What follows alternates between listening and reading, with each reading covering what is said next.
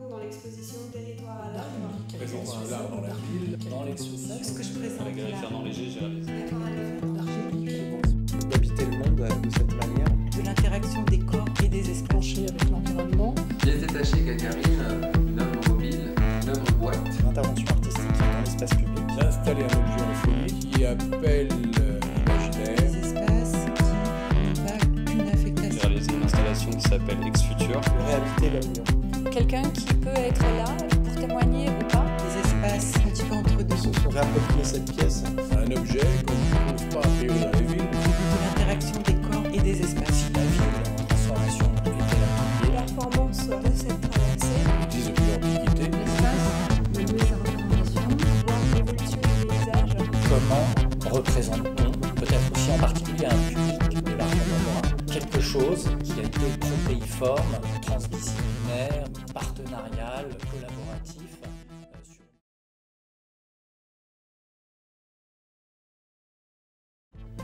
Je m'appelle Stéphane Shankland, ça fait une quinzaine d'années que j'ai développé une pratique artistique qui s'est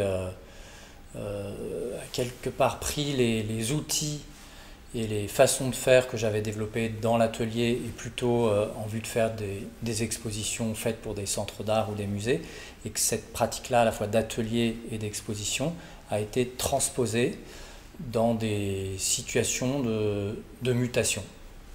Et peut-être tout particulièrement des situations de transformation urbaine. Et donc ça a demandé de réinventer à la fois les échelles dans lesquelles je travaille, les outils, les moyens, à la fois en termes de négociation, moyens économiques, partenariat, collaboration. Et du coup, c'est la pratique tout entière qui a été transformée par ce changement de contexte de pratique. Alors il y a un projet en particulier qui est emblématique par rapport à cette transposition de l'atelier dans l'espace public et en particulier dans l'espace public en chantier. C'est le projet Trans 305 qui s'est terminé il y a quelques mois, fin 2018, et qui a duré 12 ans.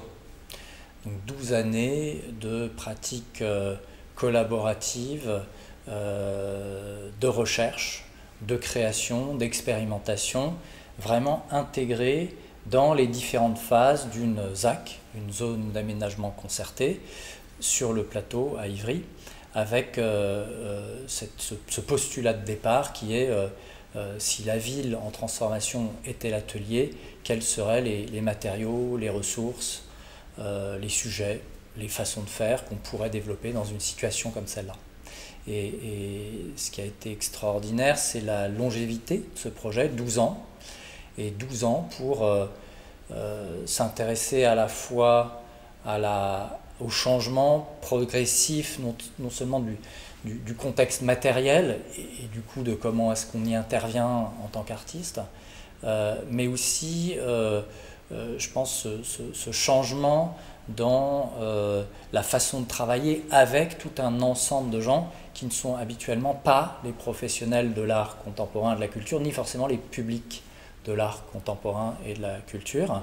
Donc comment est-ce qu'on travaille avec ces gens-là, un aménageur, un promoteur, quelqu'un qui travaille aux ateliers de la régie de la ville, des enfants dans une école, etc. etc. Et puis peut-être, et avant tout, ça a été 12 ans pour expérimenter et explorer la façon dont ma représentation et celle de mes interlocuteurs et de ceux qui ont pris part à ce projet ont changé leur représentation à la fois de la ville, du territoire, du chantier et du quartier en transformation, mais aussi ont changé, et ça m'inclut complètement aussi, notre représentation de que fait un artiste, comment il travaille et qu'est-ce qu'il produit quand il se met à déplacer sa pratique de l'atelier à ce type de situation. Alors le projet aujourd'hui est intéressant. Quelque part, l'action de terrain qui a duré 12 ans est terminée, et du coup se pose la question de mais que garde-t-on quel est le statut de ce qui a été produit? Est-ce que ce sont des œuvres? Est-ce que c'est une œuvre globalement? Est-ce que ce sont des fragments? Faut-il archiver cet ensemble-là? Et il y a un travail qui s'amorce depuis quelques mois, mais qui est déjà en cours de préparation depuis plus d'un an, sur la question de la représentation. Comment représente-t-on, peut-être aussi en particulier à un public de l'art contemporain, quelque chose qui a été protéiforme, transdisciplinaire, partenarial, collaboratif, sur une durée aussi longue de 12 ans. Comment est-ce qu'on se représente ce temps, ces actions, ces changements de perception, de représentation, etc. Et c'est ce travail que je conduis en ce moment. Alors, ce qui est présent dans l'exposition aujourd'hui, c'est un tout petit fragment. Il y a, parmi les nombreux projets réalisés au cours de ces 12 années du projet qui s'appelait Trans 305, il y en a un en particulier qui s'appelle Marbre d'ici, qui implique la réutilisation des déchets de chantier et des matériaux issus des démolitions pour imaginer une suite à ce patrimoine matériel sur les sites où ont lieu ces démolitions.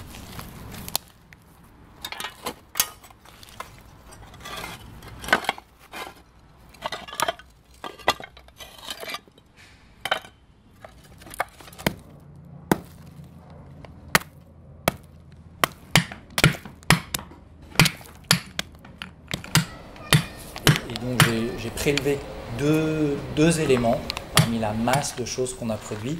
Un petit film de 4 minutes où on a fait un prototype de Marbre d'ici qu'on a appelé Colonne sans fin, qui est donc projeté ici, et puis une proposition qui continue à mûrir et à se développer et à se renforcer, qui est la proposition du 1% Marbre d'ici, substituer 1% des matériaux de construction conventionnels par ce nouveau matériau produit localement à partir du recyclage des déchets de chantier.